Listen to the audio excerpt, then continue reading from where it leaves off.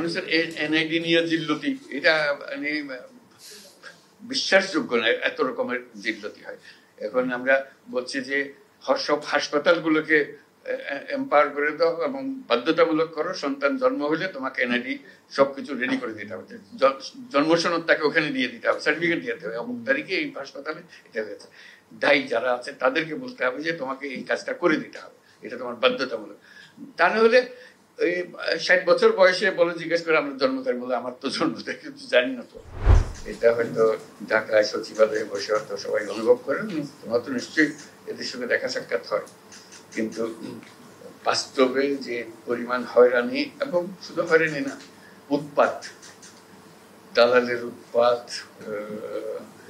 তারপরে উপদালালের উৎপাত, বাড়িঘরের উৎপাত, গিয়ে গিয়ে উৎপাত, পুলিশের উৎপাত, নানা ভঙ্গি একটাকে কেন্দ্র করে কত রকমের যে উৎপাত মানুষের জীবনে আসে, এবং তার এমন টাকা এটা ছাড়া তার উপায় নেই, বাসার উপায় নেই। যত উৎপাতই হোক তাকে এটা গ্রহণ করে কাজটা করিয়ে নিতে হবে, এবং যেটা কয়েক মিনিটের কাজ সে বহুদিন ধরে এটা ঘুরিয়ে পেঁচিয়ে এটাকে করে।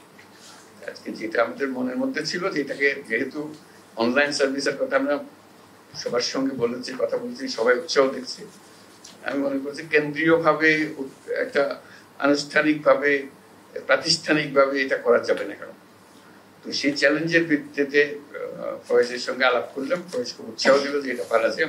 আমরা অন্তত খুব বিনীতভাবে দু এক জায়গায় করি, দেখা যাক, না হলে মানুষ বললো যে এটা করলো, কিছু করলো। তো তারই প্রারম্ভ হবে আজকে, সেটাই জানা। এবং সবার যে উৎসাহ আছে জনে জনে যখন আলাপ করেছি, সেটা আমি দেখেছি, আমাদের উৎসাহের কোনো কমতি নেই, কিন্তু কাজটা এগোতে পারছে না। অনেকে শুরু করে দিয়েছে, কিন্তু কাঠামোর অভাবে এটা হয়তো ছড়াচ্ছে না। আমরা চাচ্ছি যে এটা একটা কাঠামোগত রূপ দিই তার, যাতে করে এর মাধ্যমে উদ্যোক্তাদের মারফতে এটা আসুক, এবং সবাইকে মূল বিষয়টা হবে যে মেসেজটা আমরা দেবো, আপনি ঘরে বসে নিজের জায়গায় করবেন, আপনার কিছু অসুবিধা হলে ওই কেন্দ্রে আসেন, আর কেন্দ্রে আসে ওই 7 জনে, তবে পরবর্তীতে আপনি নিজে করতে পারবেন। আপনি না পারলে আপনার ছেলে মেয়ে পারবে, যারা তরুণ তরুণী আছে তারা শিখে যাবে, 2-1 বারের মধ্যে শিখে যাবে, তাহলে একটা অসুবিধা হবে না। সেটাই ছিল আমাদের সুযোগ। আমি এখন ফয়েজকে বলবো তার আজকে মিটিং এর কিভাবে আয়োজন হচ্ছে সেটা আমরা শুনবো ফয়েজের কাছে। যখন যাই লোকাল যারা বাংলাদেশি আছে ওখানে, তাদের সঙ্গে বৈঠক করি, কথাবার্তা বলি, তাদের সমস্যার কথা শুনি, এবং তার মধ্যে একটা কমন বিষয় হলো যে পাসপোর্ট রিনিউয়াল। এবারে গেলেও ধরবে আমার একটা জব দিতে হবে, আমি জব দেবো যে এখন আপনি করে বসে করেন। আপনারা সব শিক্ষিত মানুষ, লেখাপড়া জানে, আইটি এক্সপার্ট, বেশিরভাগ হলো আইটি এক্সপার্ট, আপনারা করে বসে করেন, এবং আপনারা অন্যদেরকে উৎসাহিত করেন যেন সার্ভিসটা দেয়, প্রফেশনালি সার্ভিসটা দেয়। এটা হচ্ছে এটার জন্য হাই কমিশনে আসা, এমবাসিতে আসা কোনো দরকার নেই। আচ্ছা, এইটা বলার জন্য তখন বললাম যে আমি তো যাবো, কথা বলবো, পারবে কিনা, বলবো পারবো। তো সেটা এখন কিভাবে পারবে আমি জানি না, আমি বলবো যেটা হবে, কিন্তু বলে কাজে এখন হওয়ার দায়িত্ব তার, যে আবার আশ্বাস দিচ্ছে যেটা হবে, কাজে এটা আমি করে দেবো। এটাই হলো বিষয়টা। আর যে বলবে, যারা বলবে কোনো অ্যাড্রেস করার দরকার নাই, অমুক অমুক অমুক, এগুলো একবার হয়ে গেছে, এটা শেষ, তারপরে যা করার খুব ইনফর্মালি আলাপ। মাঝে মাঝে বলবো কথা, এটা প্রসঙ্গে যে জাপান যাওয়ার প্রসঙ্গ, তো সেখানে আলোচনা প্রসঙ্গে জানলাম যে জাপান সরকার যারা জাপানি ভাষা বলতে পারে তাদের লেভেল আছে, লেভেল 1, লেভেল 2, বিশেষ লেভেল 4 পর্যন্ত যে পারবে তাকে ওটা পাস করলে নিয়ে যাবে, ঠিক আছে, বিষয় না। কাজে আমি বললাম যে তাহলে আমরা বসে আছি, কারণ তাকে একদম জাপানি ভাষা শিক্ষক আর চলে যাক সেখানে, তারা বলতেছি নিয়ে যাবে। তো সেটা আমি আলাপ করে আসবো কিভাবে করবো।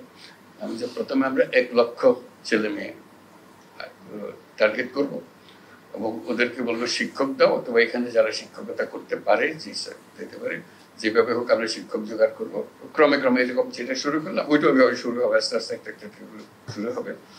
এবং একবার শুরু হলে বলছি রাত থামবে না, যত দিতে পারেন আমরা দিতে থাকবো। আপনাদের সংখ্যা আমি 1 লক্ষ দিয়ে শুরু করতে চাচ্ছি, 1 লক্ষ টার্গেট করে, 1 লক্ষ তো রাতারাতি হবে না, আমরা শুরু করবো হয়তো 200-500 দিয়ে শুরু করবো, আস্তে আস্তে আরো 1000 হবে, লাখ হবে, ইত্যাদি ইত্যাদি যাবো। এইটাও আরেকটা সুযোগ, শুধু একটা ভাষা শেখা, এবং তারা সেটা শেখাবার জন্য যা যা আয়োজন লাগে সেটা করে দিতে পারবে, এবং সেটা করা। এটা যে কত রকমের সুযোগ আছে এটা একবার করতে পারলে এই ধরনের কাজ তরুণ উদ্যোক্তাদের নিয়ে আমরা বহুদূর যেতে পারি। সেটা জাস্ট জানিয়ে রাখলাম। সাফল্য কি হবে যাওয়ার পরে কথা হবে তাদের সঙ্গে, ফিরে আসে জানাতে পারবেন। আমরা আবেদন জানাচ্ছি আপনি ঘরে বসেই আপনার ট্যাক্স দেন, আপনি ঘরে বসেই করেন। আমি যদি ঘরে বসেই করি, আমার তো দিয়ে দিস লাইসেন্স, আমি সব করতে পারতেছি, কাজে আমি একজনকে করে দিতে দোষটা কি? আমার এত কন্ট্রোল কিসের জন্য? কি আমি করতেছি? আমার দিয়ে দিস, আমি করতেছি। আমার ছোট মেয়ে সে গিয়া পাড়ার সব একটা করে দিয়ে আসে, ও জানে ওরা একটু ধরো করে দিতে পারে। সেটা যদি হয় তাহলে ভয়টা অত ভয় আর নাই, যে আমি তো নাগরিক কাছে দিয়ে দিয়েছি, বলছি আপনি ঘরে বসে এটা করেন। এই তোমার যত ভূমি মন্ত্রণালয় যত কিছু আছে সব পেছনে হলো যে আপনি ঘরে বসে করবেন, আমি অনলাইন করে দিয়েছি, আপনি সব এখানে পাবেন। আমরা শুধু এটাকে সিস্টেমেটিক করছি, অনেকে ভয় করতেছে না, বা এখনো সে ভয় থেকে সে বেরিয়ে আসতে পারতেছে না। বের করে আনার জন্য এটা কয়েকদিন পরে দেখবো যে এটাও রিলেভেন্ট হয়ে গেছে। সে বলছে ওকে নিয়ে লাভ কি, বসে থাকতে হয়, আসো ঘরে বসে করে পারবেন। মানুষের এনআইডি নিয়ে জিল্লতি, এটা বিশ্বাসযোগ্য না, এত রকমের জিল্লতি হয়। এখন আমরা বলছি যে সব হাসপাতালগুলোকে এম্পাওয়ার করে দাও এবং বাধ্যতামূলক করো, সন্তান জন্ম হলে তোমাকে এনআইডি সবকিছু রেডি করে দিতে হবে, জন্ম সনদ তাকে ওখানে দিয়ে দিতে হবে, সার্টিফিকেট দিতে হবে, অমুক তারিখে এই হাসপাতালে এটা হয়েছে। দায়ী যারা আছে তাদেরকে বলতে হবে যে তোমাকে এই কাজটা করে দিতে হবে, এটা তোমার বাধ্যতামূলক। তা না হলে ওই 60 বছর বয়সে বলে জিজ্ঞেস করে আমরা জন্ম তারিখ, বলে আমার তো জন্ম তারিখ কিন্তু জানি না, তো দাও একটা বসে যেত, কত বয়স কত 60 70 কিছু একটা হবে। মানুষ নিজের নাম জানে না, এদের নিয়ে আমাদের কাজ করতে, নিজের নাম জানে না। আমাদের অভিজ্ঞতা, আমাদের কাজের মধ্যে অভিজ্ঞতা হলো যে আপনার নাম বলেন, না আমিনার মা, আমিনার মা, তাকে কোনোদিন বলা হয়নি তার নাম কি, অমুকের মেয়ে হয়ে সে জন্মগ্রহণ করেছে, অমুকের ছেলে হয়ে সে জন্মগ্রহণ, অমুকের ছেলে, ওকে অমুকের নাতি, তারপরে হলো অমুকের মা, তারপরে হলো অমুকের শাশুড়ি, ইত্যাদি ইত্যাদি। এইগুলো কাজে নাম তার নাই, কাজে তাকে নাম দেওয়া, তারিখ স্থাপন করা। আমাদের যত এনআইডি আছে তার মধ্যে 50% হলো যে ভুয়া জন্ম তারিখ, আরো বেশি হইতে পারে। আর আমার জন্ম তারিখ তো আমাদের জানা নেই কেউ। এইভাবে আমরা হয়েছে। আমাদের বেশিরভাগ স্কুল কলেজের শিক্ষকদের দায়িত্ব হলো, বিশেষ করে প্রাইমারি স্কুলে ম্যাট্রিক পরীক্ষার সময়, এখন এইচএসসি এসএসসি এগুলো, যে হেডমাস্টার জন্ম তারিখ বসিয়ে দেয়, এবং বেশিরভাগের জন্ম তারিখ হলো 1 জানুয়ারি। বাংলাদেশে যত 1 জানুয়ারিতে জন্মগ্রহণ করে, পৃথিবীর কোনো দেশে এত জন্মগ্রহণ করে দিতে হবে তো, এত 1 জানুয়ারিতে এত তোমরা প্ল্যান করে রাখো 1 জানুয়ারি। আমি খুব এক্সাইটেড আজকের দিনের জন্য, সবাই মিলে এসেছি আমরা, একটা বড় রকমের কাজ এটা, যাতে করে আমরা জানি যে আমরা যে যাত্রা শুরু করলাম এটা সবার কাছে আমরা পৌঁছে দিতে পারবো। এটা একটা ঢেউ শুরু হবে, যাতে করে সার্ভিসগুলো নিশ্চিত মনে এবং সঠিকভাবে সেই সার্ভিসগুলো পায়, কোনো রকমের উৎপাতের মধ্যে দিয়ে তাকে হয়রানির মধ্যে দিয়ে যেতে না হয়। আজকে ফয়েজ বললো যে প্রত্যেক মন্ত্রণালয়কে অনুরোধ করেছে একটা করে অন্তত দেন, একটা করে শুরু হোক। যারা বেশি দিতে চায় মোস্ট ওয়েলকাম, যত বেশি আসে তত ভালো হবে। তো কেউ যদি পরীক্ষা করতে চায় একটা দিয়ে দেখি না আবার কি বিপদে ফেলে আমাদেরকে, সেটা আমাদেরকে নিয়ে টানাটানি করবে, দ্যাটস অলসো ওয়েলকাম। কিন্তু এটা গিয়ে একটু দেখে আসে আর কি করে, যেহেতু আমরা এখানে আছি, একটু যে 3টার কথা বলছে এটা বাস্তবে কিরকম হচ্ছে, প্রথম দিকে হয়তো বেশি লোকজন আসবে না যেহেতু জানে না, আস্তে আস্তে যখন আসবে একটু গিয়ে উঁচি মাইরা দেখে আসলাম যে কি হচ্ছে, কি আলাপ সালাপ হচ্ছে, একটু শুনলাম তারা কিভাবে কাজ করছে, দু একজনের সঙ্গে আলাপ পরিচয় করলাম, নিজে যদি উৎসাহ বোধ করি ঠিক আছে, আরো আমরা 2-1টা আইটেম দিয়ে দেখি কিরকম করে। আর যদি মনে হচ্ছে আমার আইটেমটা দিছিলাম কিন্তু ভালো করছে না, একটু উইথড্র করলাম, আবার দেখলাম কিভাবে করলে এটা সঠিক হবে।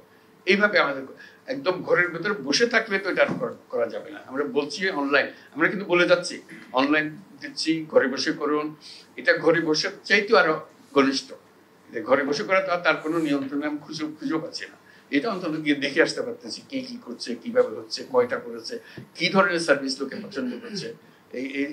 এখন ধরো 10টা-12টা সার্ভিস একসঙ্গে হয়তো হলে তার মধ্যে কোন সার্ভিসটা সে বেশি চাচ্ছে, 1 নম্বর সার্ভিস কোনটা বেশি চায়, 2 নম্বর সার্ভিস বেশি কি চায়, তাহলে সেটার থেকে আমরা একটা ধারণা পাবো। সেটাও একটা স্ট্যাটিস্টিক্স আমাদেরকে দিতে পারে, এটা উৎসাহিত করবে সবাইকে। কাজে এটা যাতে নিশ্চিত হই আমরা ত্রুটিমুক্ত থাকি, যাতে করে কেউ না বলে যে না এটা চালানো যাবে না। এর দূর অগ্রসর হওয়ার পরে চালানো যাবে না decision not be very welcome decision.